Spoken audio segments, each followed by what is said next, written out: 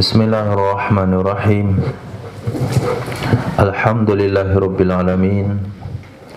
Wassalatu wassalamu ala sayyidina maulana Muhammadin wa ala alihi wa sahbihi ajma'in, amma ba'd. Rabbi yassir wa la tu'assir, Rabbi tamim bil khair. Rabbana shrah lana sudurana wa yassir lana umurana wa umural muslimin wahlul 'uqdatam min lisanina yafqahu qawlana. Bisanadina al-muttasili ila Imam Ibni Majah rahimahullahu ta'ala wa qaddasallahu sirrahu wa adama nafa'a bi ulumi wa barakatihi wa nafahatihi wa madatihi wa karamati fid darini amin. Babu ma ja'a fi fardis salawatil khamsi wal muhafazati 'alaiha. Bab hadis-hadis yang diriwayatkan dalam hal kewajiban salat 5 waktu, kefarduan salat 5 waktu. Kalau dia katakan di ayat tidak jumpa salat 5 waktu, adanya di hadis, mau terus terang. Kemudian baca ayat ma atakumur rasul fakhudhuh. Jadi apa yang dibawa oleh Rasul itu harus dipegang, dan itu adalah perintah dari ayat. Mayuti Rasul faqad ata Allah. Taat perintah Rasul berarti mentaati perintah Allah.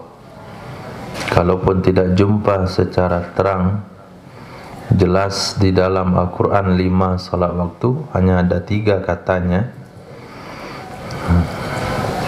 Walaupun katanya itu tidak perlu didengarkan, tapi perlu dijelaskan karena masalahnya akan menyesatkan umat. Maka rujuk kepada hadis Nabi. Merujuk kepada hadis Nabi itu merupakan perintah dari Quran. Wal muhafazati 'alaiha, dan menjaga atas salat 5 waktu. Hadis. Bismillahirrahmanirrahim. وبه قال حدثنا حرملة ابن يحيى المصري قال حدثنا عبد الله بن وهب قال أخبرني يونس ابن يزيد عن ابن شهاب عن سيدنا أنس بن مالك رضي الله عنه قال قال رسول الله صلى الله عليه وسلم.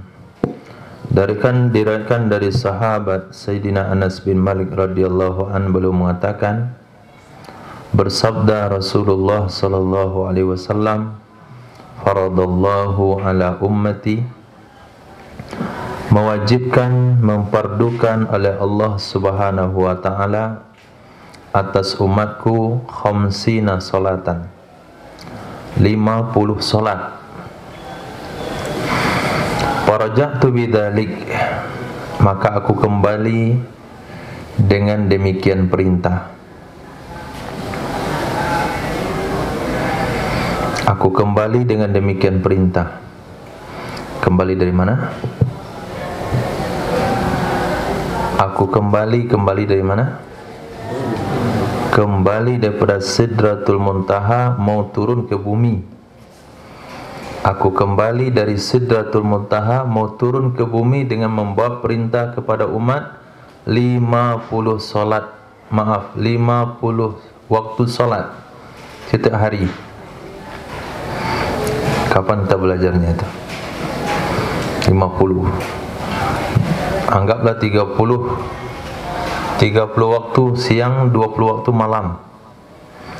30 dari jam 6 sampai jam 6. Ada 12 jam. Perlunya 30 waktu. Berarti kita akan sholat setiap 20 menit. Setiap 20 menit. Hatta atiya ala Musa, sehingga saya berjumpa dengan Nabi Musa alaihissalam. Maka berkatalah Nabi Musa, madza iftarada rabbuka ala ummatik, apakah yang difardukan oleh Tuhanmu kepada umatmu? Qultu, saya katakan, farada alayya khamsina salatan, telah mewajibkan ya Allah kepadaku 50 solat. Maka kita ucapkan syukran kathiran kepada Nabi Musa. Untung ada Nabi Musa, ada saran. Qala, berkata ya Nabi Musa, farji ila rabbik, kembalilah kamu ke Tuhanmu, balik lagi ke atas. Fa inna ummataka la tutiku dzalik, maka sesungguhnya umatmu tidak akan mampu akan demikian salat 50 waktu. Faraja'tu rabbi, maka aku kembali kepada Tuhanku. Fawada'a anni satraha, maka Allah menghapuskan dariku setengahnya. Menghapuskan dariku setengahnya. Tinggal 25. Faraja'tu ila Musa fa akhbartuhu, maka aku kembali kepada Nabi Musa, lalu aku beritahukan kepadanya. Faqala, maka berkata ya Nabi Musa, irji ila rabbik fa inna ummataka la tutiku dzalik, kembalilah kamu wahai Muhammad kepada Tuhanmu, sesungguhnya umatmu tidak mampu akan demikian. Faraja'tu rabbi, maka aku pun kembali kepada Tuhanku. Ini hadis diringkas. Faqala, maka berkata ya Allah Subhanahu wa ta'ala, hiya khamsun, dianya salat 5 waktu. Wa hiya khamsuna, dan dianya salat 50 waktu. Apa penafsirannya itu? Hiya khamsun wa hiya khamsuna, dianya salat 5 waktu dan dianya salat 50 waktu. Syekh Rifki, coba tafsirkan.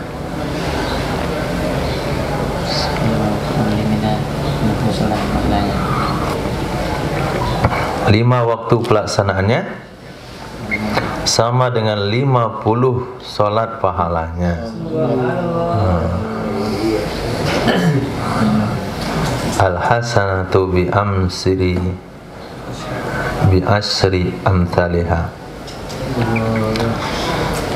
La yubaddalul qawlu ladayya, tidak akan diganti ketetapan di sisiku. Tidak akan diganti ketetapan di sisiku. Kata Allah tu enggak boleh lagi tawar-tawar itu, harga mati. Kata orang tokoh, next, net, kau next, lanjut kau net. Kalau main takraw sama.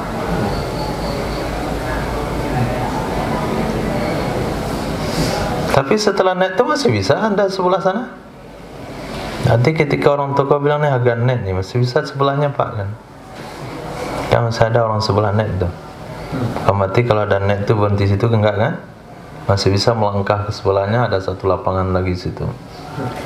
Ini kau bilang net masih ada separuh harga lagi berarti. Karena net itu baru letak setengah. Nah, itu pemahaman kita. 6. Faraja'tu ila Musa, maka aku kembali kepada Nabi Musa.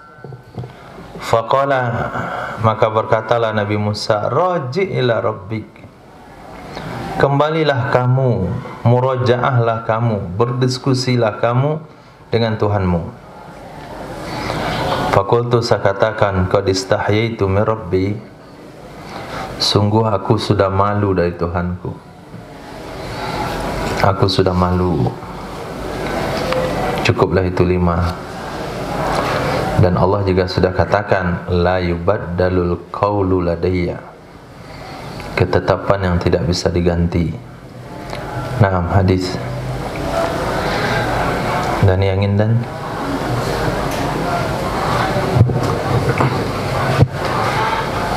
وبه قال حدثنا أبو بكر بن خلاد الباهلي قال حدثنا أبو الوالد قال حدثنا شريك عن عبد الله بن عثمان أبي علوان عن ابن عباس رضي الله عنهما قال أمر نبيكم صلى الله عليه وسلم ب50 صلاة. Diriwayatkan dari Sayyidina Abdullah bin Abbas radhiyallahu taala anhuma, beliau mengatakan diperintahkan Nabi kalian bi khamsina salatan dengan 50 salat. Panazala rabbukum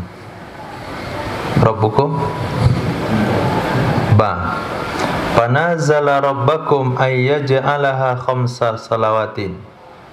Maka tawar menawar ia Nabi kalian, turun naik ia Nabi kalian.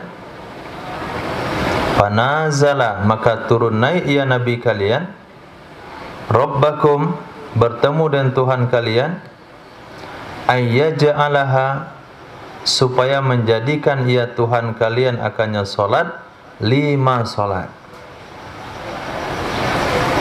Asal kalian tahu, 5 itu sudah diperjuangkan, 5 waktu itu sudah diusahakan dari 50 waktu. Itu Nabi kalian turun naik sekian kali lamanya. Menurut sebagian riwayat dikurangi 5 setiap kali turun naik. Kalau dikurangi setiap kali 5, berapa turun naiknya Ismail? Kalau setiap kali naik dihapuskan 5, berapa kali turun naiknya?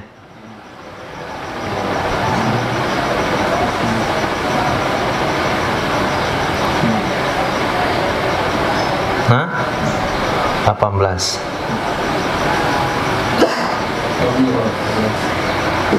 Turun naiknya berapa? 18. Turun 9, naik 9. Bayangkan turun naik 18 kali. Bahasa yang bagusnya di 9 sih. Karena digabung. Okelah yang bagus saja. Turun naik 9 kali.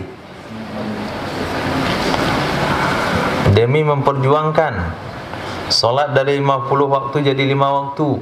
Yang 5 waktu juga kalian tinggalkan, keterlaluan. Nah, itu terlalu keterlaluan. Sengaja hal ini disampaikan oleh Nabi kepada umat, seumat bersyukur atas hal tersebut dan bertanggung jawab dengan solat dan melihat mahabbah Nabi, bagaimana umat ini tidak terlalu banyak beban tanggung jawabnya. Seperti yang Nabi sabdakan, laula an asyukka ala ummati la amartuhum bisiwa inda kulli shalah. Ini keprihatinan Nabi. Kalau bukan saya khawatir kepada kalian, sudah saya wajibkan siwak setiap salat. Laula an asyukka ala ummati la amartuhum bi ta'khiril isya ila sulusil lail.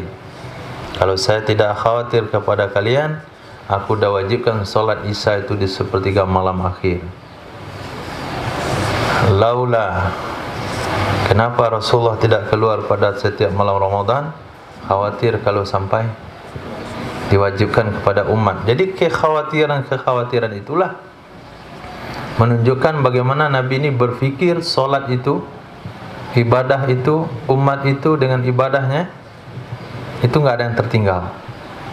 Sampai Nabi turun naik 9 kali supaya ibadah solat dari 50 jadi 5, supaya enggak ketinggalan. 6. Itu makna muhafazah. Judulnya muhafazati alaiha. Hadis An Abdi Rabbih Ibni Sa'id An Muhammad Ibni Yahya Ibni Habban An Ibni Muhayriz Anil Mukhdiji An Ubadah bin Ibni Samit radhiyallahu anhu qala sami'tu Rasulullah sallallahu alaihi wasallam yaqul.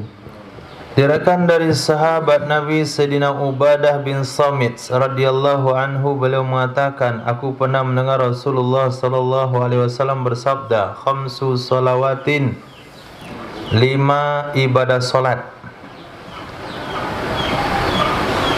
iftaradahunna, mewajibkan akannya 5 ibadah solat oleh Allah Subhanahu wa ta'ala ala ibadih, atas hamba-hambanya Allah. Faman jaa bihinna, maka siapa saja yang mengerjakan dengannya 5 ibadah solat, lam yantangkis minhunna syai'a, dia tidak mengurangi darinya 5 ibadah solat syai'an, sedikit pun,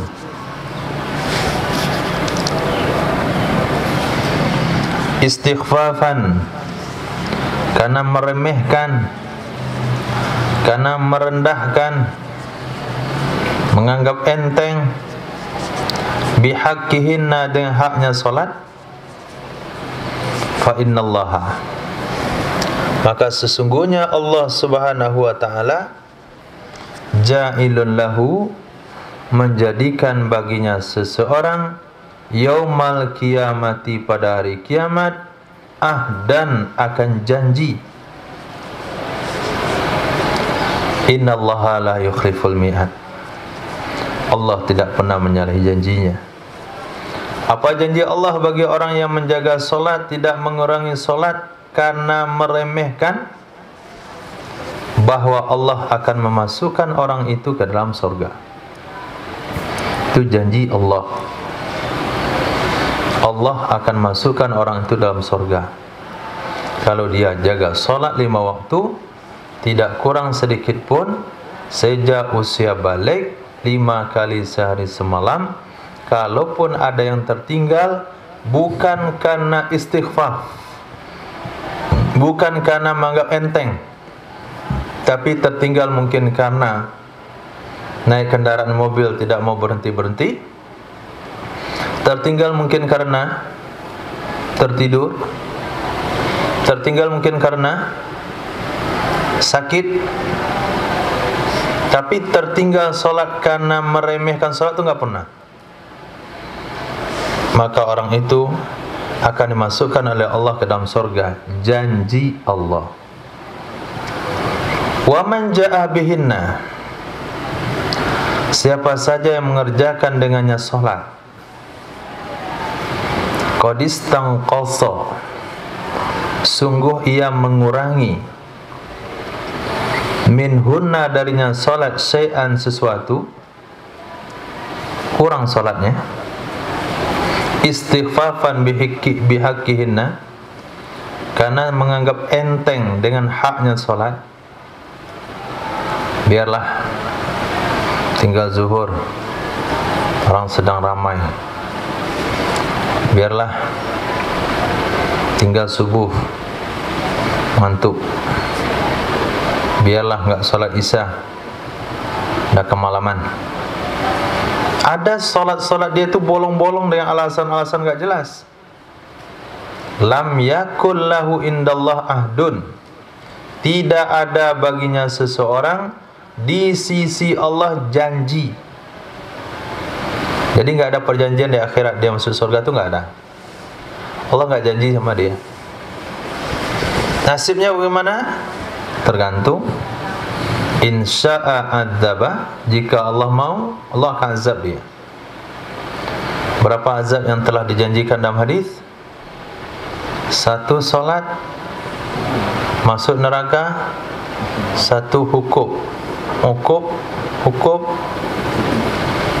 selama 70 80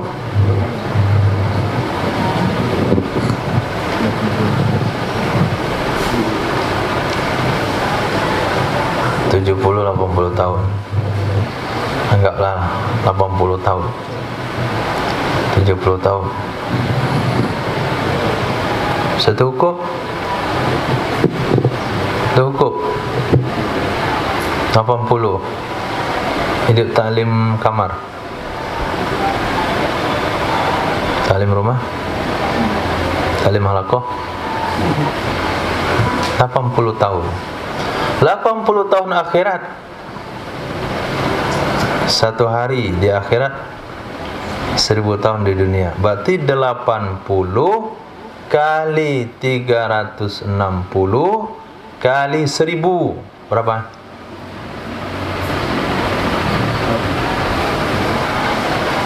Siapkan kalkulator ya. 360 kali 80.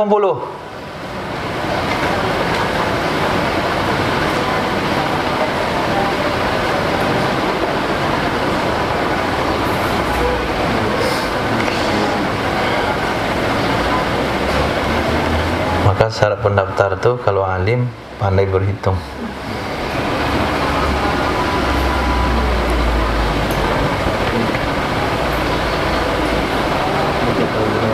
Hah? 28.600 kali 1000. $28.600.000 hari. Masya Allah. 28.600.000 hari. Itu satu hari, satu sholat itu 28.600.000 hari berendam di neraka. Nah sekarang untuk testing nih. Nah tahan nggak tahan masuk neraka, ambil api rokok, taruh telapak kaki, berdiri di situ seharian saja. Mana bisa deh. Duduk di kompor sehari,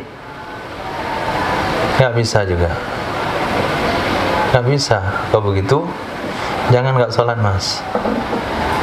Nah, jangan tinggalkan sholat. Wa insya'a ghafaralah. Jika Allah mau, Allah mengampuni baginya. Jika Allah mau, Allah mengampuni baginya. Oh, saya kan dapat pengampunan nanti. Siapa yang jamin kamu dapat pengampunan? Nah, kadang-kala kekhawatiran terhadap perkara yang enggak pasti itu lebih khawatir daripada perkara yang pasti. Banyak yang khawatir enggak bisa makan besok hari. Banyak yang khawatir tentang masa depan. Sehingga bingung nih. Kalau mondok tuh nanti masa depannya bagaimana? Barang nggak pasti dikhawatirkan. Siapa yang jamin anakmu hidup sampai tahun depan? Nggak ada. Ini pasti nih. Satu waktu nggak sholat, masuk neraka 80 tahun akhirat. Pasti. Allah ampuni nggak pasti. Tapi kalau meninggalkan sholat itu pasti hukumannya. Tapi mendapatkan pengampunan nggak pasti. Nah, untuk perkara yang seperti ini dia harap dengan pengampunan Allah. Perkara yang pasti harap dengan pengampunan Allah. Perkara yang enggak pasti takut sejadi-jadinya. Takut sejadi-jadinya. Alhamdulillah ala nikmatil iman wal Islam. Keyakinan terhadap perkara yang pasti itu mesti diberikan tumpuan yang lebih dari perkara yang belum pasti. Nah, baca. وبنا قال حدثنا عيسى بن محمد المصري قال أنبأنا الليث بن سعيد عن سعيد المقبوري عن شريك بن عبد الله بن أبي نمر أنه سمع أنس بن مالك رضي الله عنه يقول بينما نحن جلوسون في مسجدي دخل رجل على جمل فأناخه في المسجد. Nah, diriwayatkan dari seorang tabi'in, nama beliau Syarik bin Abdullah bin Abi Namir. Kata beliau, ia pernah mendengar Sayyidina Anas bin Malik mengatakan. Sayyidina Anas bin Malik bercerita. Apa cerita dari Sayyidina Anas bin Malik? Bainama nahnu julusun, ketika kami sedang duduk-duduk. Di mana? Di masjid. Nah, kita di kedai. Fil masjid, sedang duduk-duduk di masjid. Kenapa sahabat duduk-duduk di masjid?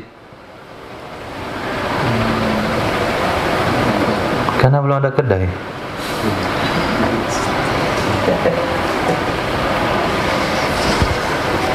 Ada kedai dekat Masjid Madinah. Maka adanya kedai dekat masjid itu musibah. Mungkin orang duduk-duduk dulu baru masuk masjid, ngopi dulu nunggu azan. Nah, kemudian buru-buru sholat karena mau ke kopi. Sahabat walaupun ada kedai dekat masjid, tetap duduknya di masjid. Sahabat walaupun ada kedai, misalnya kedai kopi, kedai teh talu, kedai pop es, kalaupun ada dekat masjid, sahabat tetap duduk di masjid. Umat yang hari ini walaupun kedai jauh dari masjid, duduk di kedai. Kenapa dibuat kedai dekat masjid? Supaya orang kedai bisa ke masjid. Nah, itu.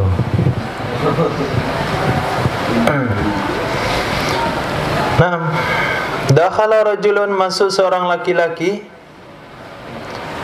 ke masjid. Masuknya itu di atas onta. Bayangkan, motornya berhenti di masjid. Masuk seorang laki-laki di atas onta, masuknya ke masjid. Fa anakhahu fil masjid, maka dia dudukkan ontanya di masjid. Summa aqalahu, kemudian dia mengikatnya. Malam orang baru, nggak tahu adab. Kemudian dia berkata kepada mereka-mereka yang ada, ayyukum Muhammadun, siapa di antara kalian yang namanya Muhammad? Nabi dan sahabat sedang duduk, datang tamu baru yang belum kenal Islam. Dia tanya, siapa di antara kalian yang namanya Muhammad? Ketika itu Rasul sallallahu alaihi wasallam muttaqiun baina dhahranaihim, bersandar di tengah-tengah mereka sahabat. Nabi sedang duduk bersandar. Nabi itu baina dhahranaihim, di tengah-tengah sahabat. Qala, berkata ya Sayyidina Anas bin Malik. Apa kata Sayyidina Anas? Faqalu, lalu mereka menjawab, hazar rajulul abyad muttaqi, inilah laki-laki yang berkulit putih yang sedang bersandar. Ini yang namanya Muhammad. Laki-laki berkulit putih yang bersandar. Maka berkata kepada Nabi Muhammad sallallahu alaihi wasallam oleh laki-laki tersebut. Nah, di situ ada ar-rajul alif lam. Itu ahdi zihni. Ahdi zikri. Laki-laki tadi, laki yang mana? Rajulun dakhala ala jamalin.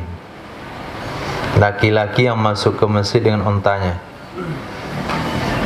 Maka berkatalah kepada Nabi oleh laki-laki tersebut, ya ibna Abdul Muttalib. Maka berkata kepada laki-laki itu oleh Nabi sallallahu alaihi wasallam, qad ajabtuka, sungguh aku sahut akan kamu. Sungguh aku sahut akan kamu. Ini kayak pepatah Minang. Walaupun dah ngomong begitu, dah ada hadapan, tapi tetap aja dipanggil. Hai Datuk Sumpono. Yo hamba. Batitah lah. Langsung batitah. Mirip ada bahasa isyarat. Jadi bukan langsung ngomong aja. Wahai Ibna Abdul Muttalib, panggil dulu sama siapa mau ngomong. Ini orang ramai gini nih. Tolong satulah. Siapa? Tolong satu. Panggil, ya Ismail. Nggih. Nah, gitu. Begitu. Ya Ibnu Abdul Muttalib. Maka berkata Nabi, nggih. Qad ajabtuka, itu bahasa Arabnya. Nggih, bahasa Jawanya. Yob. Batitalah, itu bahasa Padang. Faqala lahu rajul, berkata kepadanya Nabi oleh laki-laki tersebut, wahai Muhammad, inni sa'iluka, saya bertanya kepadamu, wa mustaddun alaika fil mas'alah. Nah, mustaddun artinya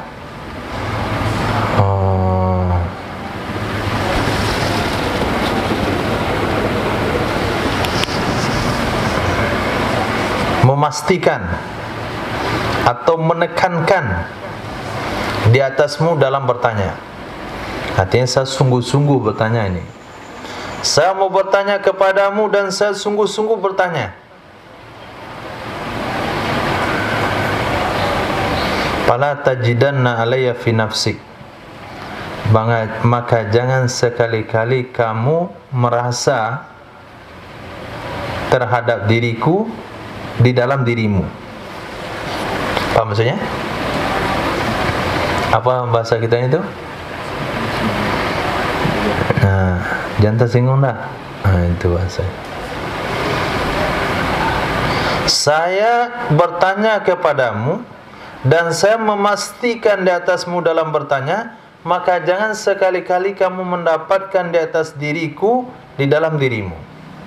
Jadi saya mau bertanya, buka kulit tanpa isi, tapi jangan sampai tersinggung dengan pertanyaan saya. Ini memang orangnya kasar, Badawi, tapi adabnya jelas.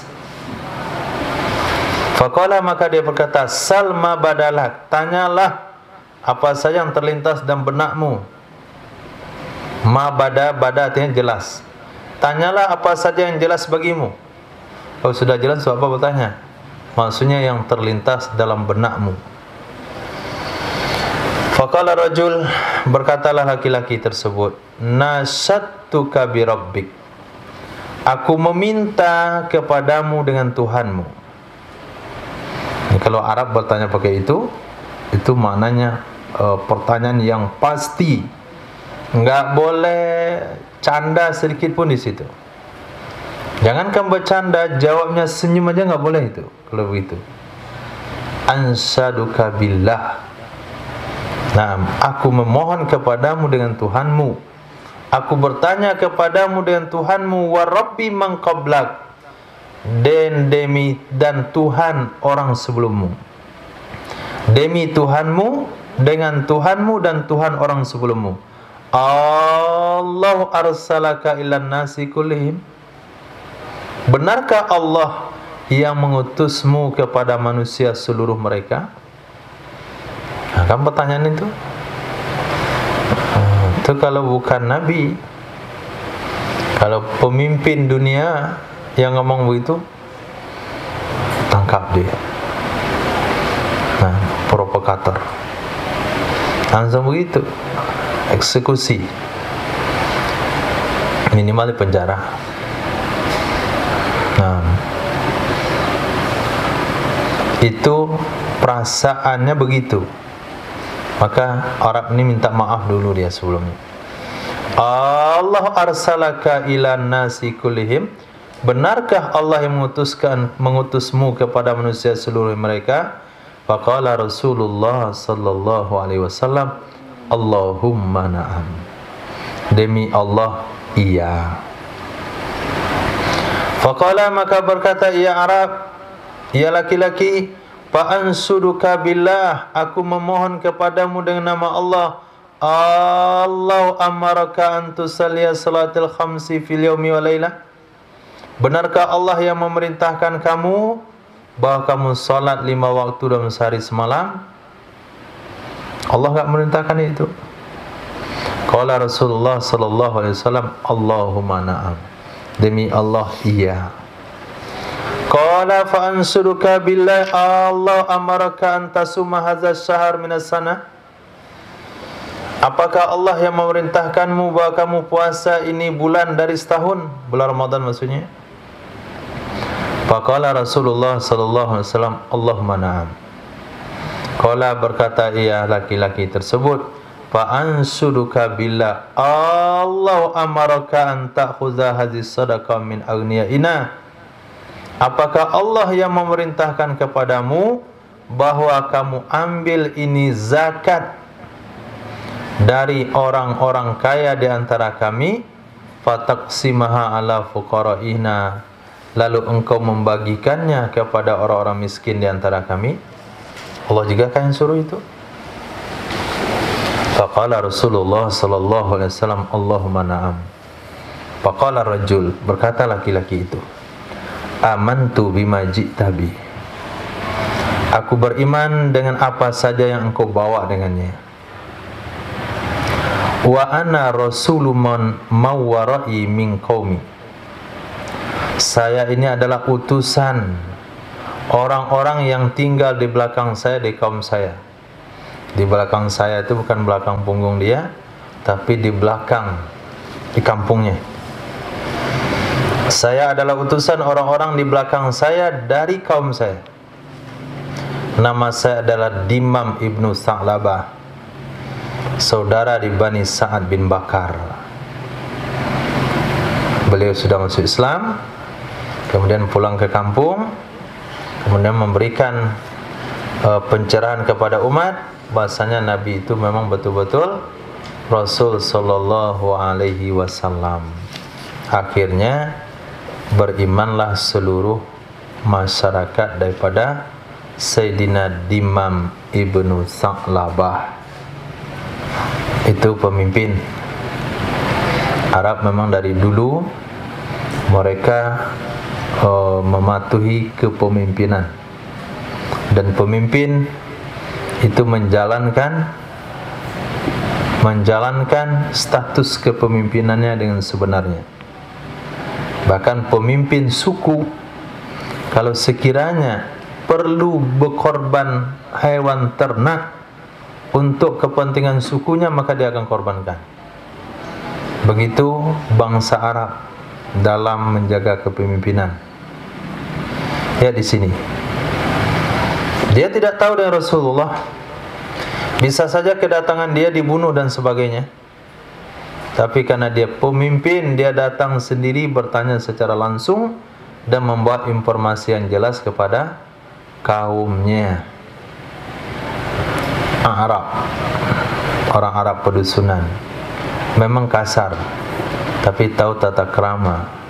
Kasar itu karena lingkungannya, tapi tahu adab, tahu dengan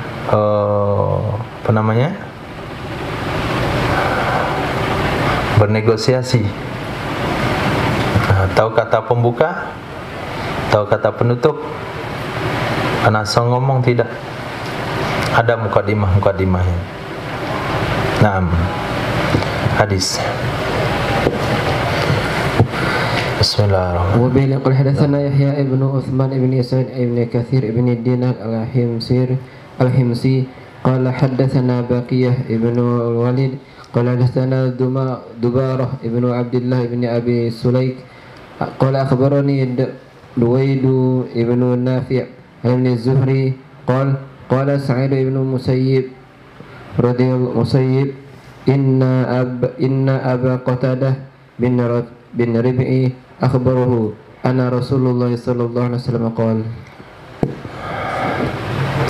sesungguhnya Sayyidina Abi Qatadah Ar-Rib'i radhiyallahu an memberitakan hadis kepada seorang tabi'in bernama Imam Sa'id ibn Musayyib. Sesungguhnya Rasulullah sallallahu alaihi wasallam bersabda, qala Allah Ta'ala. Hadis apa itu? Rifki? Hadis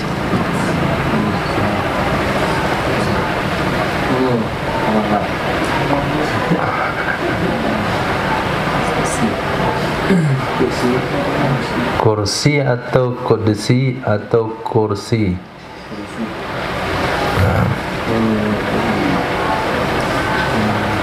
Qudsi, ambil dari bahasa kudus, hadisnya Allah.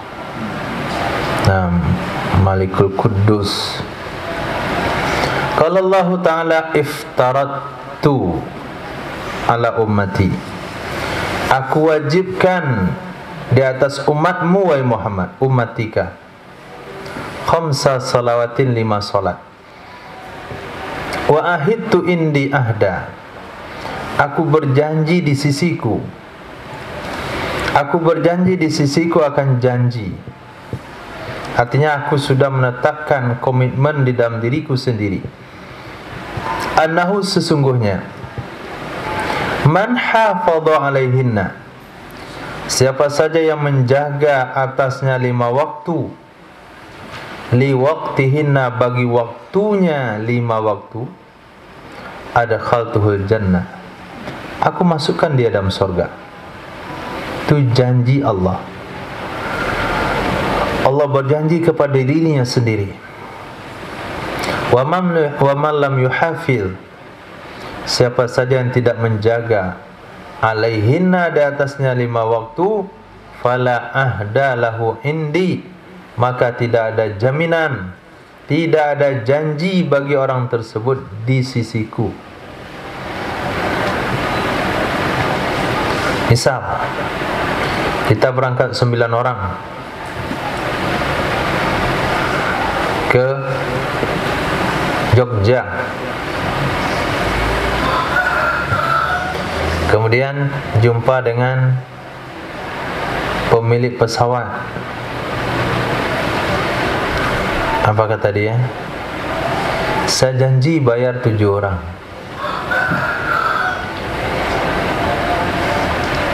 Saya janji bayar 7 orang. Saya janji traktir 7 orang. Tiket, belanja, hotel, ongkos mobil. Tapi 2 orang saya gak janji. 2 orang ini mau pergi gak? Hah? Bagaimana perasaan hati 2 orang nih?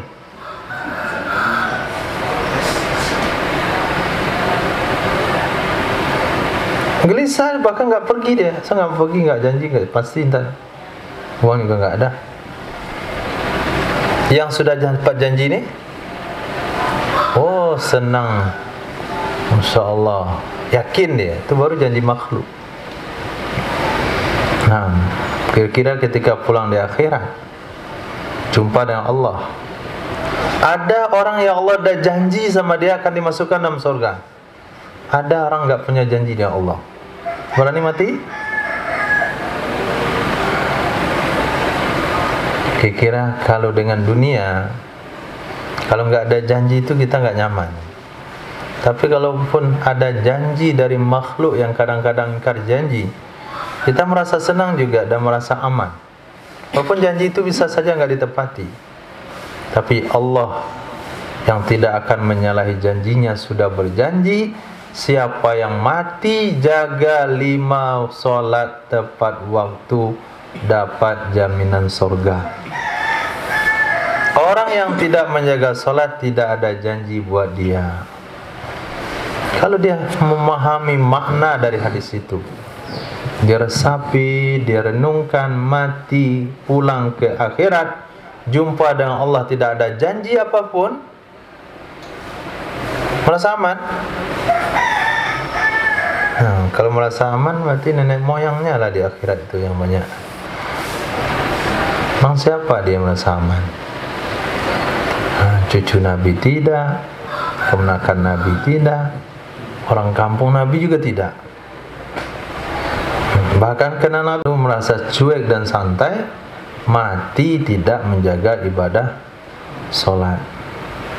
InsyaAllah, alhamdulillah ala kulli hal, alhamdulillah bihi tutimus salihat.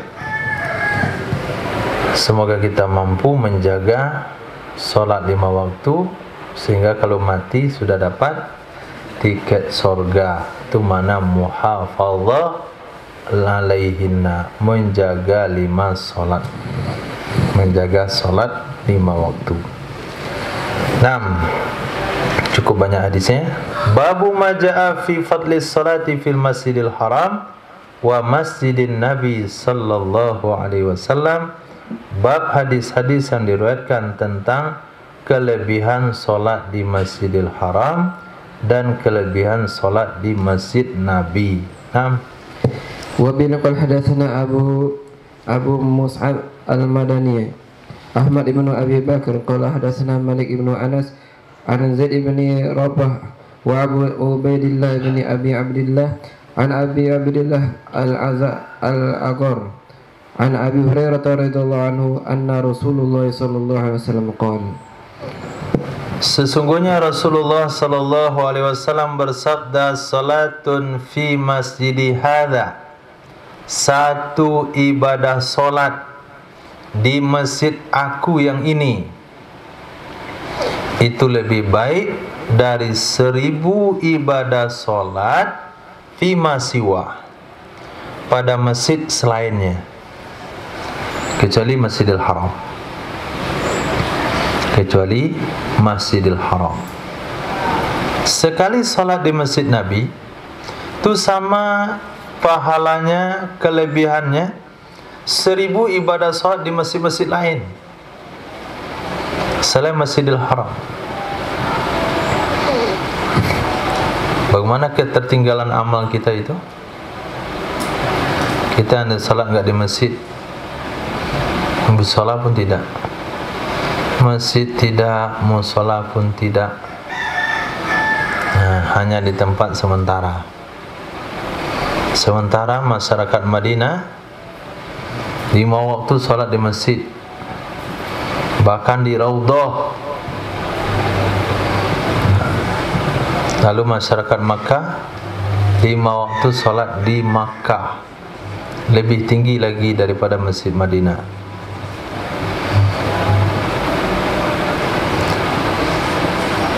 Begitu kita pindah ke Madinah, biar salat di Masjid Madinah. Ya Karim, Ya Wahab.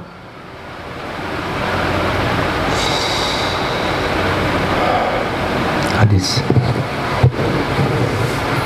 Wa bin qala hadatsana Hisham ibn Ammar qala hadatsana Sufyan ibn Uyainah an Az-Zuhri an Sa'id ibn al-Musayyib an Abi Hurairah radhiyallahu anhu an Nabi sallallahu alaihi wasallam nahwahu. Hadis. Wa bin qala hadatsana Ishaq ibn Mansur qala hadatsana Abdullah ibn Numair an Ubaidillah an Nafi' an Ibn Umar radhiyallahu anhu an Nabi sallallahu alaihi wasallam qala. Nabi sallallahu alaihi wasallam bersabda, salatun fi masjidi hadza, satu salat di masjidku yang ini, afdalu, lebih baik, min alfi salatin, dari 1000 salat, fi masiwa, pada masjid selainnya, minal masajid, dari masjid-masjid mana saja, kecuali satu, Masjid Haram. Hadis. Wabila qala hadatsana Ishaq Wabila qala hadatsana Ismail ibnu Asad qala hadatsana Zakaria ibnu Adi qala ambana Ubaidullah ibnu Amrin an Abdul Karim an Atta an Jabir radhiyallahu anhu anna Rasulullah sallallahu alaihi wasallam qala.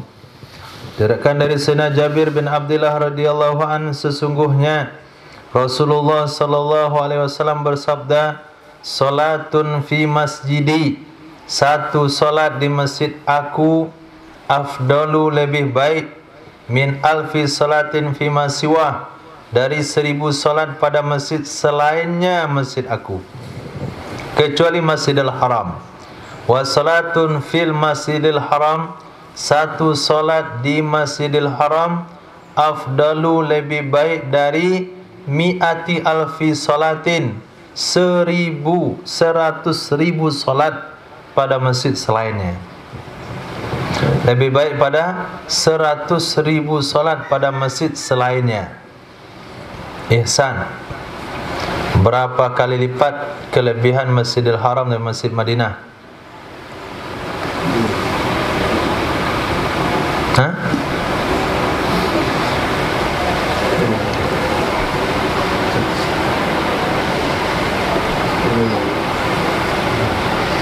Ya Karim. Berapa kali lipat lebih baik? 100. Memang terkendala. Terkendala di mana sih? Matematika. Matematikanya terkendala. Berapa kali Rifki? Salat di Masjid Nabawi dibandingkan masjid yang lain lebih baik 1000 kali. Salat di Masjidil Haram dibandingkan masjid yang lain lebih baik 100.000 kali. Mana lebih baik? Maaf, berapa kelebihan di Masjid Haram dan Masjid Nabawi? Tak tahu. Ismail? Berapa? 100.000. Lebih baik Masjidil Haram 100.000 daripada Masjid Madinah.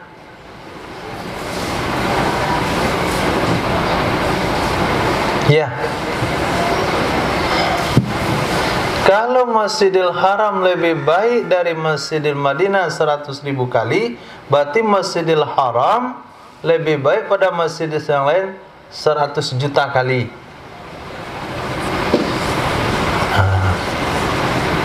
100 doang mas, 100 bukan 1000. Paham bukan? Salat di Masjid Istiqlal, salat Masjid Raya Sumbar, salat di Masjid Pangarean, salat di Masjid Banda Aceh, lalu salat Masjid Madinah. Lebih baik Madinah ni 1000 kali. Salat duha 2 kali di Madinah, 2 rakaat. Salat duha di sini 2000 rakaat, itu sama nilainya itu. Sini 2 rakaat, sini 2000, sama nilainya. Salat duha di Masjid Haram 2 rakaat, salat di Masjid Raya ini itu 200.000 rakaat. Di sini 2 rakaat, di sini 200.000 rakaat pun sama nilai. Salat di Masjid Madinah, Masjidil Haram duha 2 rakaat, salat di Masjid Madinah 200 rakaat baru setara. Cuman perbedaannya 100 kali ganda.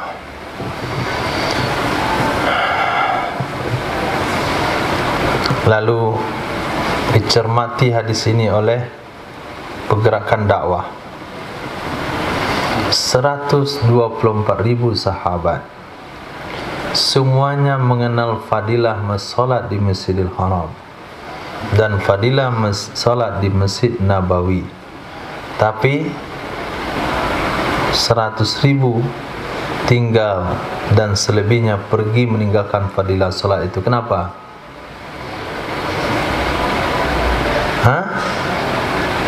Karena solat fi sabilillah lebih baik daripada solat di Masjidil Haram. Itu statementnya itu. Kita cari kebenaran pernyataan itu. Nah, menjelas pernyataan itu sudah sering didengar.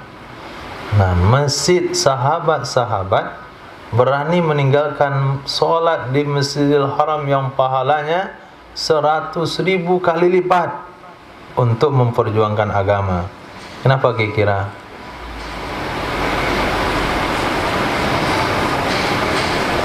Khair. Masya Allah. Semoga kita suatu saat nanti di akhir usia, menutup usia, salat di masjid milih Haram atau Nabawi? Haram atau Nabawi? Oh, Haram. Babu maja fi salati fi masjidi Baitul Maqdis atau Baitul Muqaddas. Bab hadis yang diriwayatkan tentang salat di Masjidil Aqsa. Baitul Muqaddas. Naam. وبه قال حدثنا إسماعيل ابن عبد الله الرقي قال حدثنا عيسى بن يونس قال حدثنا ثور ابن يزيد عن زياد ابن أبي سودة عن أخيه عثمان ابن أبي سودة عن ميمونة مولاة النبي صلى الله عليه وسلم. Allah, diriwayatkan dari Sayyidatina Maimunah. Sayyidatina Maimunah ini bukan istri Nabi, tapi maulah Nabi, mantan budak wanita Nabi sallallahu alaihi wasallam. Qalat, berkata ya Sayyidatina Maimunah, saya katakan ya Rasulullah, aftina fi Baitul Maqdis, berikan fatwa kepada kami tentang Baitul Maqdis. Qala, berkata ya Nabi sallallahu alaihi wasallam, Baitul Maqdis adalah ardul mahsyar, bumi perkumpulan. Bumi perkumpulan artinya bumi yang akan menjadi mahsyar nanti pada hari kiamat, yang menjadi tempat berkumpul nanti di hari kiamat. Wa mansar, dia itu yang sama, dia akan menjadi bumi tempat tersebar. Karena dari tempat mahsyar pasti akan ada mansar. Di mana ada mahsyar, di situ ada mansar. Mahsyar tempat perkumpulan, mansar tempat tersebar atau bubar dari perkumpulan. Uktuhu, datangilah oleh kalian akannya Baitul Maqdis, fasallu fihi, maka salatlah kalian di dalamnya.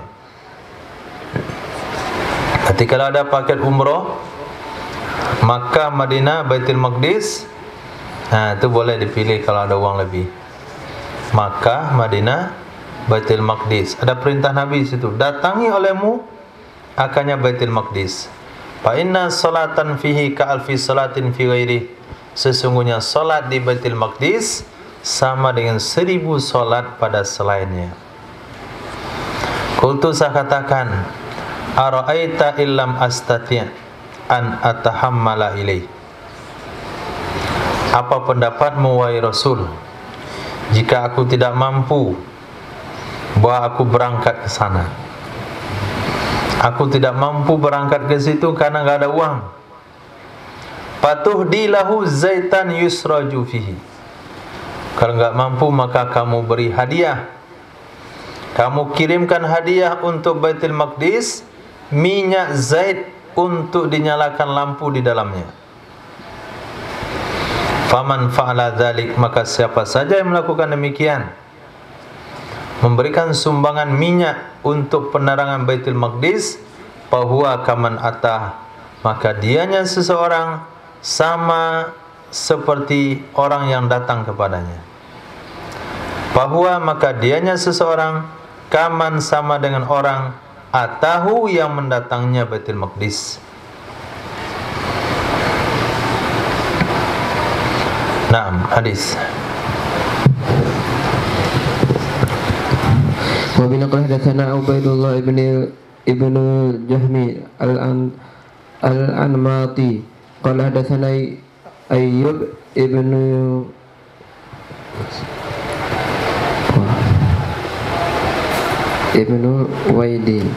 Suwaidin an Abi Zur'ah As-Saybani Yahya bin Abi Amr qala hadatsana Abdullah ibn al-Dailami an Abdin. Hapus kita antam. Kabur. An Abdullah ibn Amr. An Abdullah ibn Amr an Nabi sallallahu alaihi wasallam qala lamma faragha, tatkala telah selesai oleh Nabi Sulaiman bin Daud alaihi wassalam min bina'i Baitul Maqdis, daripada membangun Baitul Maqdis, sa'alallaha salasan, ia meminta kepada Allah 3 permintaan. Hukman yusadifu hukmah, hukum yang sesuai dengan hukumnya Allah, hukum yang sesuai dengan hukumnya Allah. Ya Allah, berikan saya kemampuan untuk memberikan hukum, untuk memberikan kebijakan, untuk memberikan keputusan. Semua hukum, semua kebijakan, semua keputusan yang saya keluarkan sama dengan keinginanmu, wahai Allah. Ini permintaan Nabi Sulaiman. Maka Nabi Sulaiman diberikan anugerah oleh Allah hukum yang adil, hukum yang lebih bijak dari ayahnya. Fafahamnaha Sulaiman. Kami memberikan kepahaman lebih kepada anaknya Sulaiman daripada Nabi Daud. Seperti kisah Nabi Daud telah memutuskan seorang anak kepada yang tua dari wanita yang bersengketa. Dua wanita, satu tua, satu lebih muda. Anak daripada wanita tua ini dimakan oleh serigala, dan dia mengambil anak wanita yang muda. Lalu yang wanita muda nuntut, itu anak saya. Yang tua bilang, ini anak saya.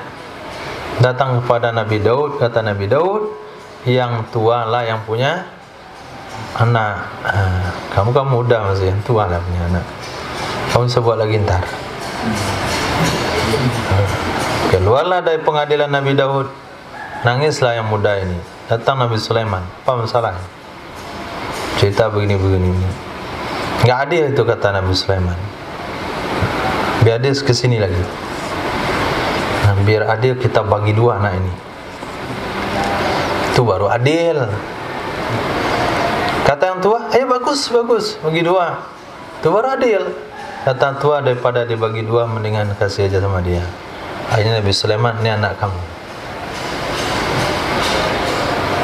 Bingung yang tua tadi ini. Saya tidak mau membagi anak, cuman mau lihat siapa yang punya kasihan dan tidak kasihan. Kamu gak punya kasihan, biarin aja dibagi. Ini yang mau berkorban untuk anaknya, itulah ibunya. Jadi Nabi Sulaiman menggunakan siasat seperti itu, sehingga anak itu diberikan kepada yang lebih muda. Yusadifu hukmah wa mulkan la yanbaghi li ahadin min ba'di. Kemudian kerajaan yang tidak pantas bagi siapapun dari setelahnya. Ya Allah, berikan kepadaku kerajaan yang tidak pantas bagi siapapun dari setelahnya. Artinya kerajaan yang tidak pernah tersaingi sampai akhir zaman. Bahkan Nabi SAW mau menangkap jin, menangkap setan, mau dilihatkan kepada sahabat pagi-pagi. Maka saya teringat dengan janji Sulaiman bin Daud, kalau saya tangkap nanti tersaingi lagi, bisa menangkap setan. Yang terjadi hari ini,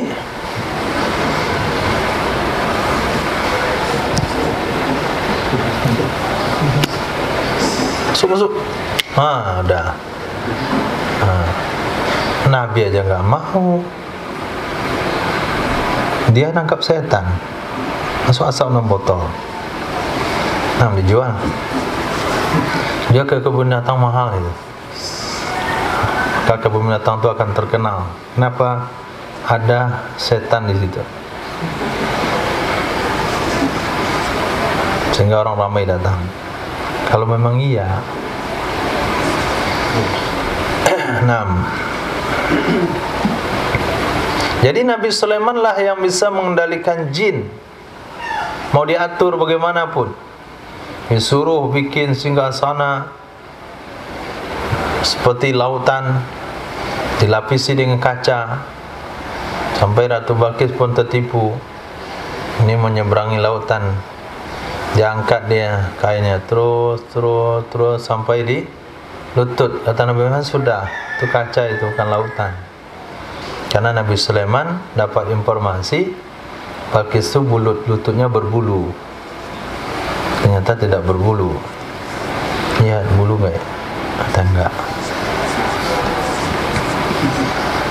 Wa alla ya'ti hadzal masjid ahadun, dan bahwa tidak mendatangi akan ini masjid oleh siapapun, bahwa tidak mendatangi akan ini masjid oleh siapapun, la yuridu illa salata fihi, dia tidak punya keinginan kecuali hanya untuk solat di masjid tersebut, kecuali kharaja min dzunubih, dia keluar dari dosa-dosanya, kayaumin waladathu ummuh, seperti hari melahirkan akannya oleh ibunya.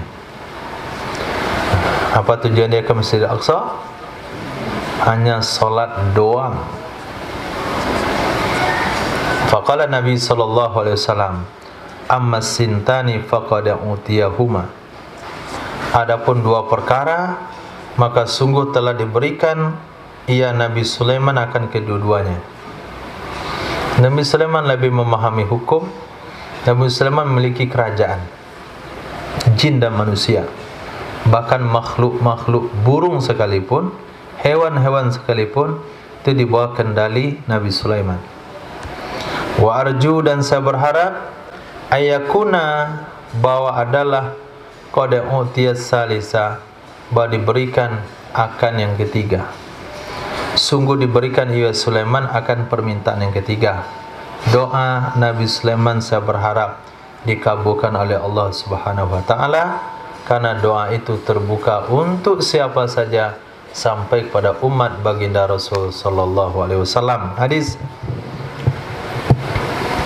wa bina qala hadatsana Abu Bakar ibnu Abi Syaibah qala hadatsana Abdul A'la an Ma'mar an Zuhri an Sa'id ibn al-Musayyib radhiyallahu an Sayyidina Abi Hurairah radhiyallahu anhu anna Rasulullah sallallahu alaihi wasallam qala, sesungguhnya Rasulullah sallallahu alaihi wasallam bersabda, la tushaddu rihal, tidaklah dipacu akan kendaraan kecuali kepada tiga masjid, Masjidil Haram, masjidku yang ini, dan Masjid Aqsa. Hadis ini digunakan oleh satu kelompok untuk menyalah-nyalahkan amalan khurud dan dakwah fisabilillah. Siapa kelompok itu kira-kira? Terkenal di dunia akhirat. Nah, kata mereka, untuk apa mereka pergi 40 hari, lalu pergi 4 bulan datang ke masjid-masjid? Apakah mereka enggak dengar hadis? La tusaddu rihal, tidak boleh dipacu kendaraan kecuali datang ke tiga masjid, Masjidil Haram, Madinah, Masjidil Aqsa. Enggak boleh enggak ikut masjid kampung-kampung situ. Itu kata salaf itu. Salafi, Wahbi. Nah, perlu dibetulkan otak dia, pemahaman dia.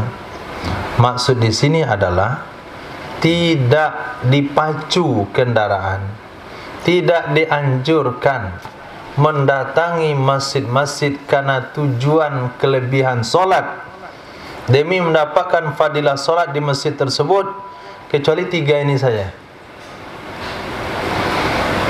Oh, saya mau solat di masjid itulah karena fadilahnya itu. Saya mau solat di masjid yang itulah karena fadilahnya itu. Enggak ada anjuran, karena semua masjid selain yang tiga ini sama fadilahnya, fadilah masjidnya. Tapi kalau fadilah jamaahnya tentu ada anjuran. Saya milih masjid yang ini dan yang ini. Ini jamaahnya sedikit, ini banyak. Mana lebih? Yang banyak. Ini imamnya sunnah, ini bid'ah. Mana bagus? Yang sunnah. Ini jauh di rumah, ini dekat di rumah. Yang lebih jauh. Ada fadilah-fadilah tertentu. Ini 4-4, 3, ini 2-2. Yang 2-2. Itu. Jadi kalau pertimbangan-pertimbangan lain itu ada.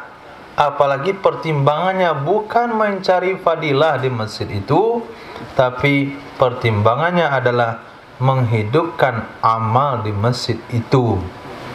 Itu yang salaf itu nggak paham. Digunakan hadis menyerang Kamu pahami hadisnya dulu, baru kamu sampaikan. Sehingga berdasarkan hadis ini keluarlah fatwa dalam kitab fikih. Kalau seseorang bernazar solat duha 2 rakaat di Istiqlal, boleh dibayar di Ittihad, boleh dibayar di Nurul Hidayah. Nggak perlu dia ke Jakarta untuk sholat ke Istiqlal. Dia nazar akan sholat 2 rakaat duha Masjid Raya Aceh, dia bayar di masjid sini boleh. Tapi kalau nazarnya di Madinah, mesti ke Madinah. Nazarnya di Aqsa, mesti ke Aqsa.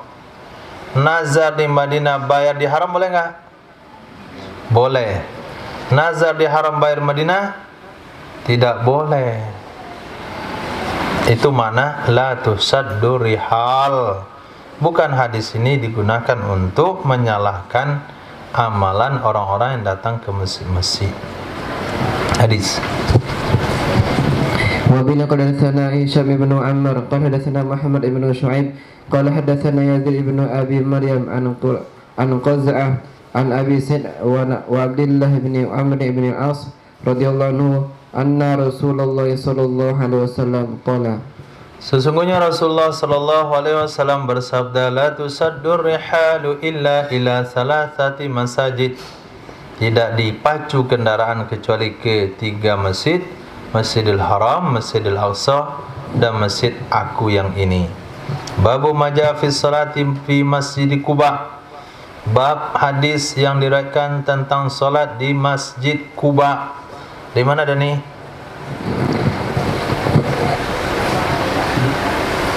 Di mana Masjid Quba? Hah? Antara Madinah dan Makkah. Masjid Quba itu ada di Quba. Masjid Quba itu ada di kampung Quba, satu kampung sebelum kota Madinah. Nabi mampir di situ karena itu ada kampung yang terpelosok.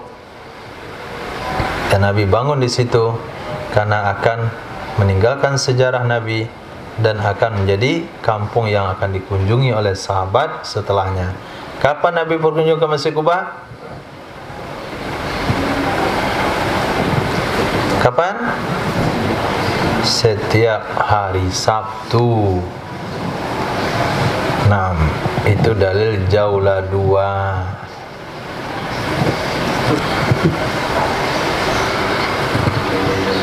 Kakun, itu dalil Jaulah 2. Hadis. Wa bina qala hadatsana Abu Bakar ibn Abi Syaibah qala hadatsana Abu Usama an Abdullah Hamid ibn Ja'far qala hadatsana Abu al-Abrad maula bani Khatmah annahu sami'a Usaid ibn Zuhair al-Ansari radhiyallahu anhu wa kana min ashabin Nabi sallallahu alaihi wasallam yuhaddithu an Nabi sallallahu alaihi wasallam anhu qala, wa kana min ashabin Nabi, diriwayatkan daripada Sayyidina Usaid bin Zuhair al-Ansari, beliau termasuk sahabat-sahabat Nabi sallallahu alaihi wasallam.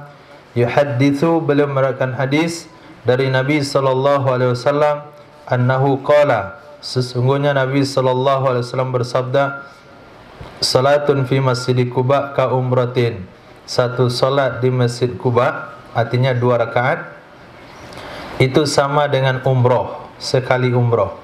Satu solat 2 rakaat di dalam Masjid Quba itu sama dengan 1 kali umroh. Hadis. Wa bina qala hadatsana Hisham ibn Ammar qala hadatsana Hatim ibn Ismail wa Isa ibn Yunus qala hadatsana Muhammad ibn Sulaiman al-Karmihi. Siapa saja yang bersuci di rumahnya, summa ata Masjid Quba, kemudian datang ke Masjid Quba, fasalla fihi, maka dia salat di Masjid Quba, salatan sekali salat, kana lahu, adalah salat tersebut baginya seseorang ka ajri umratin, seperti pahala umroh. Babu maja fi salati fi Masjidil Jami', bab hadis-hadis yang diriwayatkan tentang salat di Masjid Jami'. وبإليه قال حدثنا هشام بن عمار قال حدثنا أبو الخطاب الدمشقي قال حدثنا رزيق أبو عبد الله الهاني عن سيدنا أنس بن مالك رضي الله عنه قال قال رسول الله صلى الله عليه wasallam salatul rajuli fi baitihi, salatnya seorang laki-laki di dalam rumahnya, bi salatin, dengan satu salat. Salatnya laki-laki di dalam rumahnya dengan satu salat. Wa ma wassalatu fi masjidil qabail, dan salatnya laki-laki di masjid kabilah-kabilah, di masjid suku-suku. Kalau sekarang disebut dengan musalla, masjid kabilah. Kabilah-kabilah itu hari Jumat enggak salat di masjidnya. Kabilah-kabilah itu hari Jumat datangnya ke Madinah, dan dia punya masjid di kabilah masing-masing, tapi enggak solat di masjidnya, datang ke Madinah. Ini menjadi dalil bahasanya satu kampung hanya boleh satu solat Jumat. Ini dasarnya mazhab Imam Syafi'i. Satu kampung hanya boleh satu solat Jumat.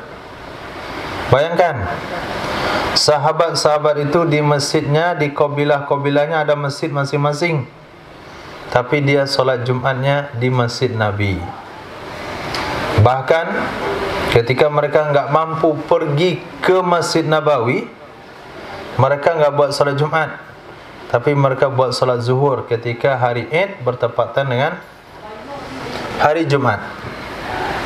Itu disebut dengan Masjid Qabail. Kita ulang.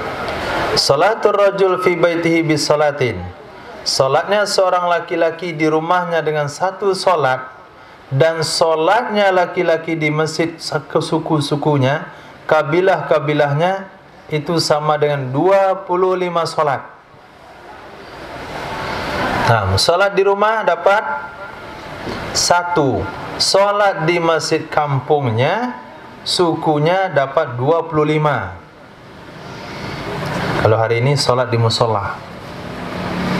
Wa salatu fi masjidil ladzi yujamma'u fihi, sedangkan solatnya seseorang di masjid yang dilakukan Jumat padanya, yang didirikan solat Jumat di masjid tersebut, itu sama dengan 500 solat. Itu fadilah solat di Masjid Jami'. Dan solatnya seseorang di Masjidil Aqsa sama dengan 50.000 solat. Solat di Masjidil Aqsa sama dengan 50.000 solat. Dan solatnya di masjidku yang ini juga sama 50.000 solat. Dan solatnya seseorang di Masjidil Haram sama dengan 100.000 solat. Sudah tinggal enggak di Makkah, tinggal di kampung, solat pula di rumah dia. Orang di Makkah dapat 100.000, dia di rumah dapat 1. Orang 1, dia dah dia 1, orang dah 100.000. Orang 1, maaf, dia 1, orang 25 solat minimal. Dia masih 1, orang sudah 500 solat. Lalu sejauh apa ketertinggalannya nanti di akhirat? Ayo kita jalan ke pasaraya. Kamu selangkah, saya 500 langkah. Kamu jalan selangkah, saya 500 langkah. Kamu selangkah lagi, saya 500 langkah. Berapa jarak ketertinggalan dia? Jauh di belakang sono tuh. Maka kalau hari ini tinggal sudah di pelosok negeri, di pelosok-pelosoknya lagi, kemudian di akhirat jauh pula di belakang, kasihan kali. Mana orang kampung itu? Oh no, jauh belakang. Masya Allah. Minimal sholat di masjid Kabail. Nah, masjid tidak jami'. Babu majaa fi bad'i sya'nil mimbar. Bab hadis yang diriwayatkan tentang permulaan cerita mimbar. Ceritalah judulnya, sya'nil mimbar. Permulaan cerita mimbar. Hadis. Wa bihi qala hadatsana Ismail ibn Abdullah Ar-Raqi qala hadatsana Ubaidullah ibn Amr Ar-Raqi an Abdullah ibn Muhammad ibn Aqil an Tufail ibn Ubay bin Ka'ab an abihi qala kana Rasulullah sallallahu alaihi wasallam yusalli ila jid'in id kana al-masjidu urayshan wa kana yakhutubu ila dalika jid'in. Nah, diriwayatkan dari Sayyidina Tufail bin Ubay bin Ka'ab dari ayah beliau Sayyidina Ubay bin Ka'ab radhiyallahu an, sahabat yang diperintahkan Allah, sahabat yang diperintahkan Allah Nabi untuk mendengarkan bacaannya. Siapa yang diperintahkan Allah? Nabi. Karena Rasulullah sallallahu alaihi wasallam adalah Nabi sallallahu alaihi wasallam yusolli menghadap solat ke jizi', pelepah kurma.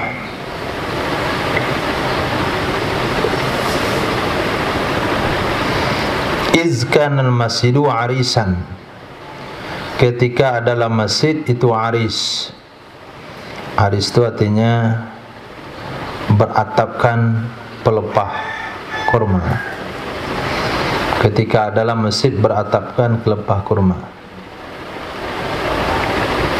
Wa kana yakhtubu, dan ada ya Nabi menyampaikan khutbah ke demikian pelepah. Jizi' artinya pelepah, tapi makna di sini itu tunggul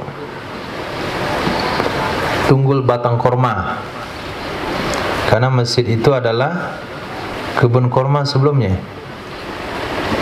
kemudian ditebang jadi masjid. Nah, di bagian depannya dibikin tunggul, tebangnya itu tinggi, nah, supaya bisa menjadi mimbar. Kayu kurma kan lumayan besar tuh, sebesar pohon sawit.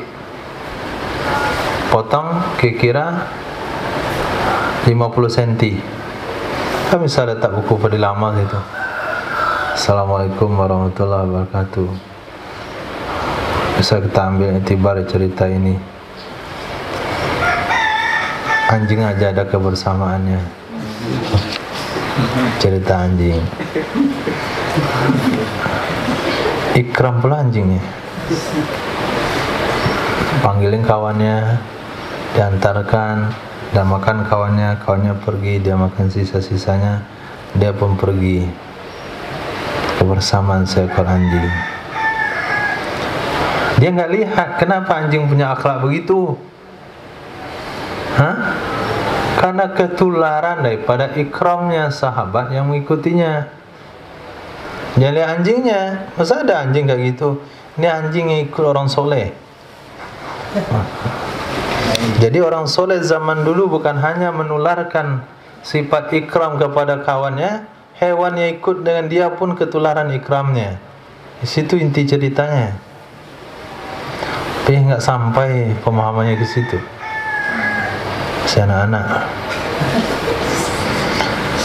Wa kana yakhtubu, ada ya Nabi khutbah kedemikian tunggul. Hati-hati aja tunggul deh.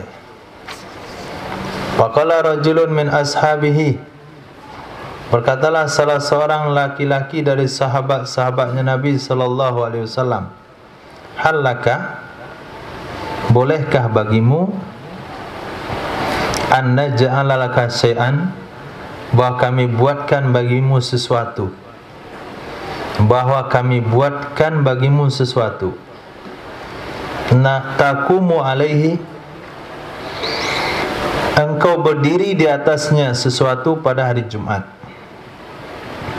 hatta yarakan nas, sehingga melihat akanmu oleh manusia, wa tusmi'ahum khutbatak, dan engkau perdengarkan kepada mereka khutbahmu. Apa jawaban Nabi? Qala na'am. Berkata ya Nabi, iya. Fasana'a, maka membuatkan ia sahabat baginya Nabi salasa darajat, 3 tangga. 3 tangga. Maka mimbar itu 3 tangga. Duduk pada tangga keempat. Tangganya 3. Itu 1 tangga. 1, 2, 3. Tangga keempat duduk. Fahiya allati a'lal mimbar, maka dia adalah sesuatu yang paling tinggi mimbar. Paling tinggi mimbar, 3 tangga. Hari ini bukan mimbar dibuat, podium. Masuk di belakang. Kalau mimbar itu terbuka di depan. Kalau podium itu masuk dari belakang. Kita bicara hanya lihat ini saja. Kita yang bicara, orang-orang hanya lihat kita paling perut ke atas lah. Itu podium. Mimbar tidak, dia lihat dari ujung kaki sampai ujung rambut. Gak ada penghalangnya. Dan itu lebih gentleman, berani melihatkan diri. Kalau itu diserang orang, langsung duduk, dia aman. Gemetaran pun nggak nampak. Yang gemetaran kan biasa dari mulai di kaki sampai ke dengkul. Nah, kalau dalam video itu nggak nampak gemetarannya.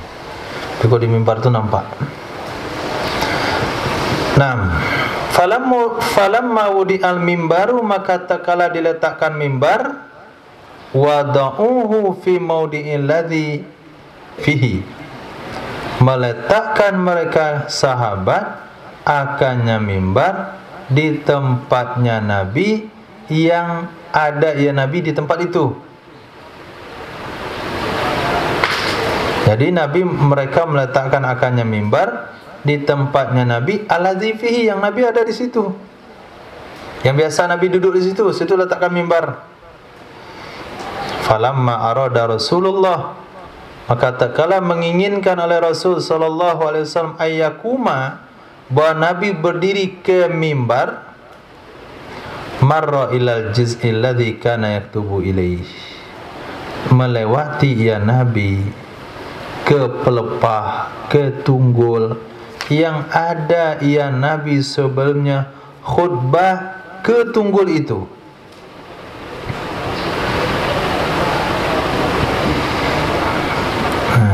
Seolah-olah nggak kepakai lagi dia. Ini mimbar. Nah, ini tunggul. Nabi datang khutbah. Nabi khutbah, biasanya sini khutbah.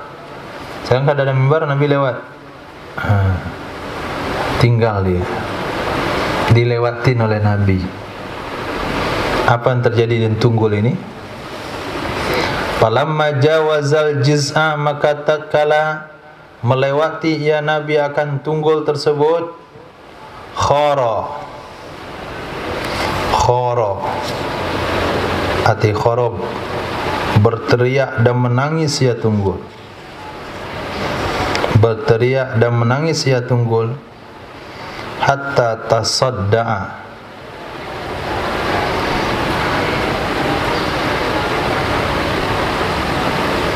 wansaqqa, sehingga sadda, apa di sadda, sehingga sadda dan belah ya tunggul. Coba lihat sadda. Kalau sudak artinya sakit kepala. Tunggul itu nggak ada kepalanya, dari tebang. Tasadda,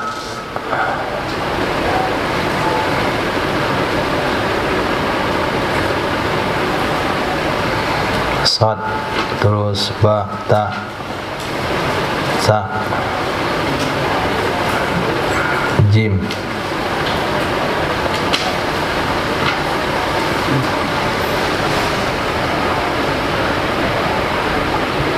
Membelah, memecahkan. Belah juga sehingga belah ia tunggul dan pecah.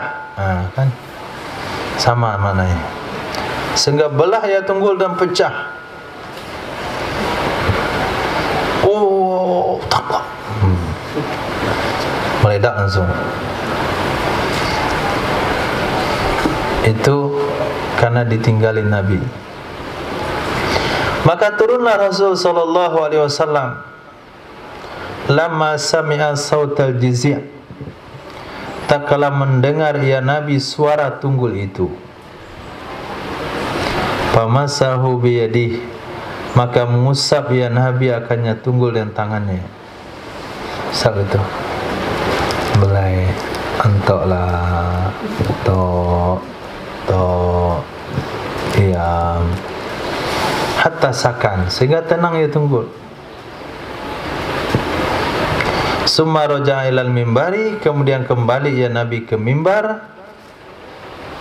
Fakana idza shalla shalla ilaihi, maka ada ya Nabi apabila salat, Nabi salat menghadap ke tunggul. Tunggul itu jadi sutrahnya. Falamma hudimal masjid wa ghuyyir, maka tatkala dihancurkan, dirobohkan itu masjid dan dirubah, diperluas di zaman Sayyidina Utsman, di zaman Sayyidina Umar, akhadha zalikal jizi' Ubay bin Ka'ab, mengambil akan demikian tunggul oleh Sayyidina Ubay bin Ka'ab.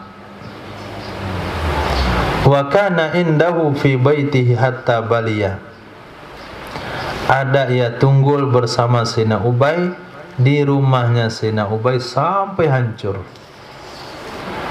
Maka memakan akannya tunggul oleh Aradah, rayap, wa ada rufata, dan dia kembali hancur. Ini sejarah tentang tunggul. Bagaimana cinta mahabbah satu tunggul pohon yang sudah mati, tidak punya hati, tapi tetap mahabbah kepada Rasulullah. Enggak mau dicuekin Nabi. Padahal Nabi enggak niatin cuekin. Kata Nabi, apalah cuma pohon, pindah dari tempat yang rendah ke tempat yang lebih tinggi, tentu ada manfaatnya. Tapi tunggul itu sedih, enggak, dengan tangisannya sampai pecah badannya. Maka ada orang dengan mahabbahnya sampai mati dia, putus surat jantungnya. Dia kau cinta tu, oh Allah, mati langsung dia. Nah, sama dengan tunggul tadi. Okey, itu hadis dhaif. Nah, hati ada hadis sahihnya, riwayat Imam Bukhari dan Muslim. Riwayat Imam Bukhari dan Imam Muslim. Hadis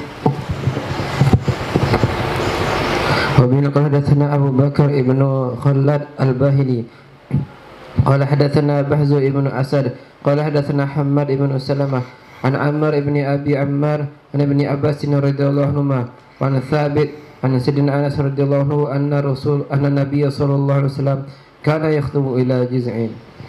Diriwayatkan dari Sayyidina Sabit, dari Sayyidina Anas bin Malik radhiyallahu an, sesungguhnya Nabi sallallahu alaihi wasallam kana, ada ya Nabi, yakhtubu, berkhutbah ya Nabi, ila jizya, kepada tunggul korma.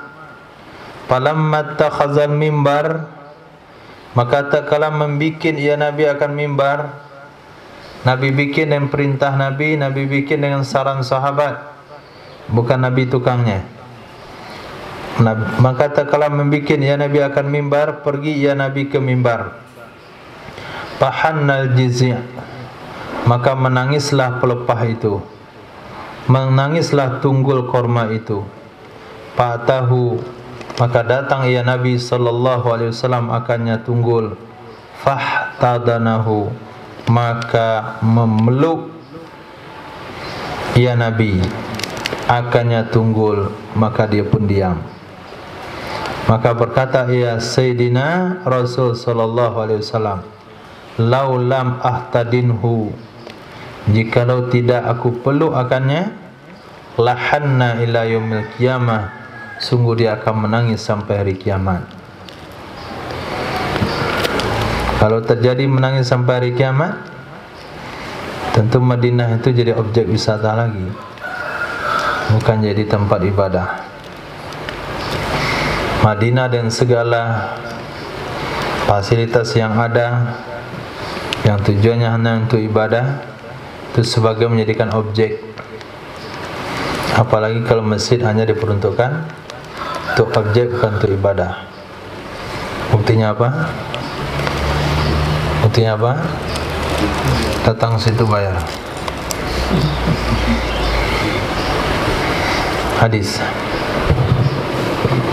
وبه قال حدثنا أحمد بن ثابت الجهدري قال حدثنا سفيان بن عيينة عن أبي حازم قال اختلف الناس في منبر رسول الله صلى الله عليه وسلم من أي شيء هو. Naam, pertengkarlah manusia-manusia, berbeda pendapatlah orang-orang tentang mimbar Rasul sallallahu alaihi wasallam. Min ayyi shay'in hu, dari apakah sesuatu dianya mimbar? Mimbar Nabi itu dari apa kayunya? Itu yang dipertengkarkan, itu yang berselisihkan. Siapa manusia itu? Tabi'in. Lalu mereka mendatangi Sayyidina Sahal bin Sa'ad. Itu caranya ikhtilaf. Kalau berselisih, datang ke generasi sebelummu, jangan tanya ke generasi setelahmu. Bapak-bapak bertengkar, tanya sama anaknya. Kalau bapak-bapak bertengkar, tanya sama kakeknya. Tabi'in bertengkar, tanya kepada sahabat solusinya. Kalau umat akhir zaman ikhtilaf, tanya kepada ulama sebelumnya. 6. Mereka datang kepada Sayyidina Sahal bin Sa'ad. Fasa'aluhu, mereka bertanya akannya. Faqala, berkata Sayyidina Sahal bin Sa'ad, ma baqi ahadun minan nas a'lamu bihi minni. Tidak ada tersisa seorang pun, tidak tersisa seorang pun dari sahabat yang lebih tahu dengannya mimbar dari aku. Tepat kali kamu bertanya sama aku tuh. Tepat sekali. Karena enggak ada yang tahu tentang hal itu kecuali ambo surang. Huwa min aslil ghaba. Dianya mimbar Nabi daripada asli, itu nama pohon. Ghaba, hutan. Dari pohon asli, ghaba, hutan. Hutan yang ada dekat Madinah. Ternyata mimbar Nabi bukan dari koka. Mimbar Nabi bukan dari jati. Mimbar Nabi kayunya kayu asl.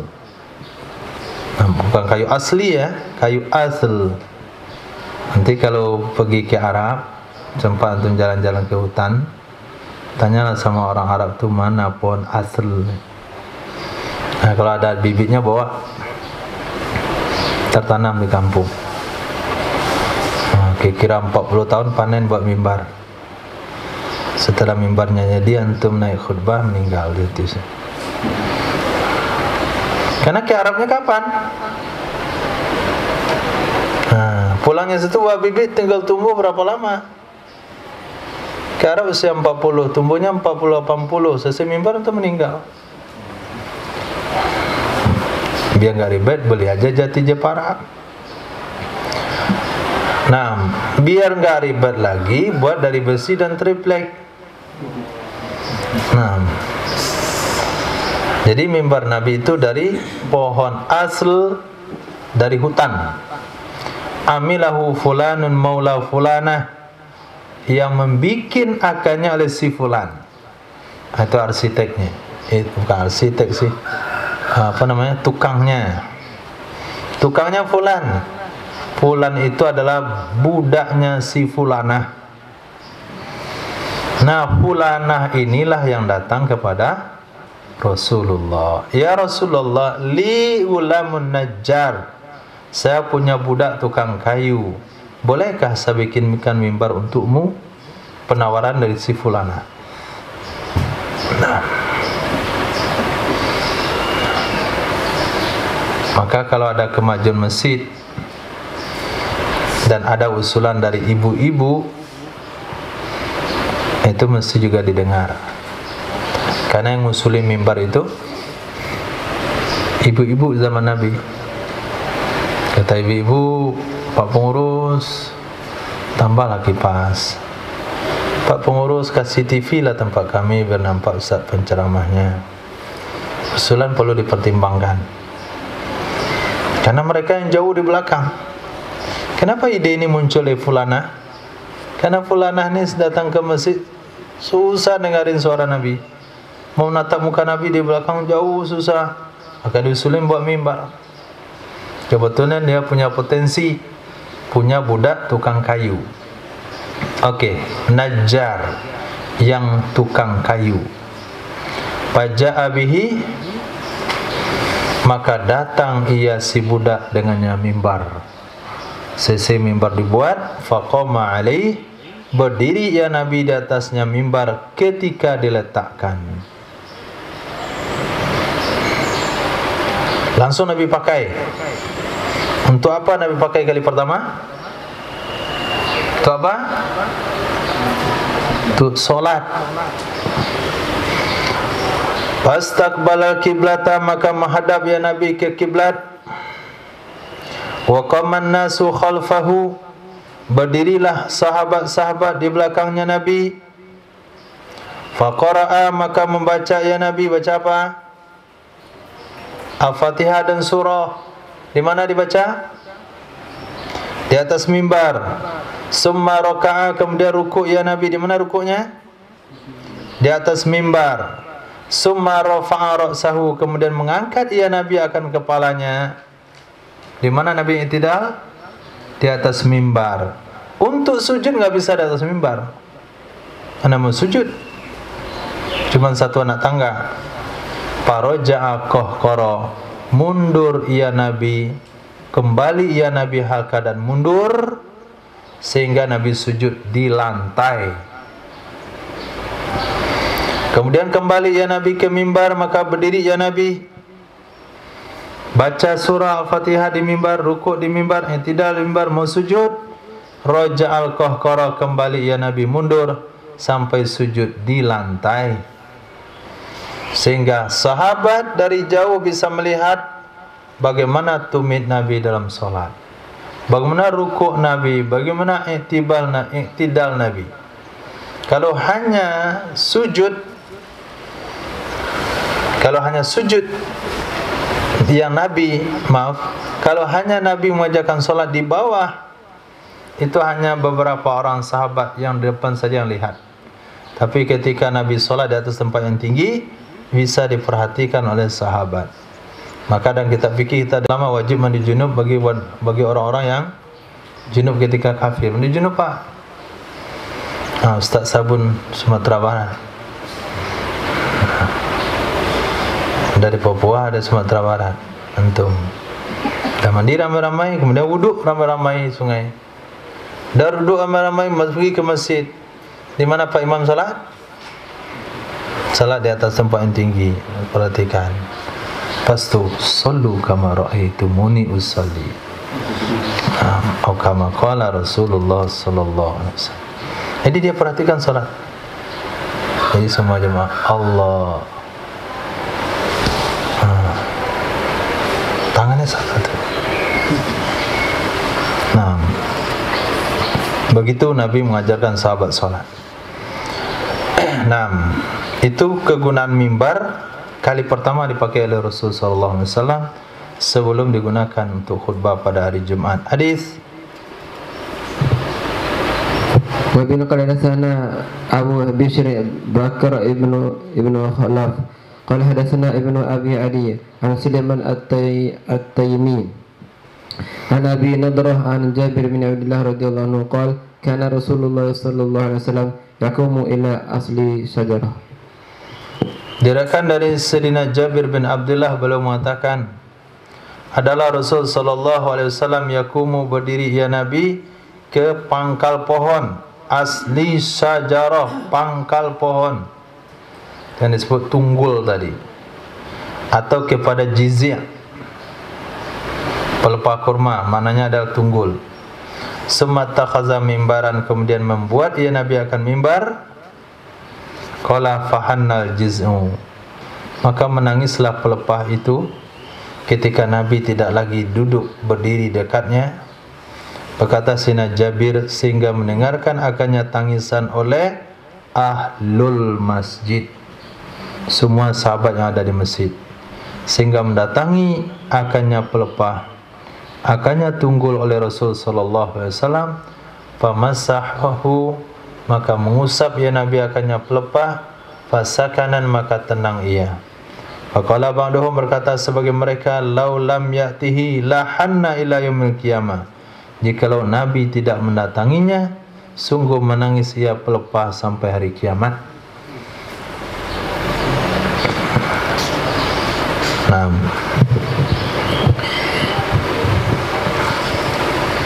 cukup insyaAllah. Ya Karim, ditinggal kita mengambil iktibar daripada mahabbah dari pelepah kurma yang mati. Jangan sampai pelepah lebih pandai mengungkapkan cinta dan mahabbahnya pada Rasulullah. Jangan sampai kita lebih mati daripada pelepah yang mati. Pelepah itu boleh saja mati, dia tidak punya hati, tapi mahabbahnya kepada Rasul hidup. Jangan sampai orang hidup punya hati mati dengan Rasul, mahabbahnya dengan Rasul mati sekali. Kalau kamu saja mati boleh, tapi jangan matikan mahabbah umat kepada Rasulullah dengan mengharamkan maulid Rasul. Dia lagi kena. Nah, itu usaha-usaha mematikan hati umat itu. Maulid Rasul haram, baca Sayyidina enggak boleh, selawat jangan terlalu berlebih-lebihan, yang biasa-biasa saja. Allahumma shalli ala Muhammad ala ali Muhammad. Nasi itu enggak suka dia, karena muji Nabi intinya. Memang hatinya itu gersang, saking gersang hatinya dia mukanya sangat gersang sekali. Tuh lihat jenggotnya, gersang juga tumbuh nampak. Karena hati yang gersang ya Rasulullah. Asal Rasulullah ditinggi-tinggikan, naik emosinya. Sayyidina aja ngamuk dia. Allah mau Rasul, dia panas telinganya. Lihat tuh pohon kurma, bagaimana mahabbahnya. Jangan sampai kalah sama pohon. InsyaAllah. Subhanallah wa bihamdihi, subhanaka wa bihamdika, asyhadu an la ilaha illa anta, astaghfiruka wa atubu ilaik. Subhanaka rabbil izzati amma yasifun, wa salamun ala mursalin, alhamdulillahi rabbil alamin.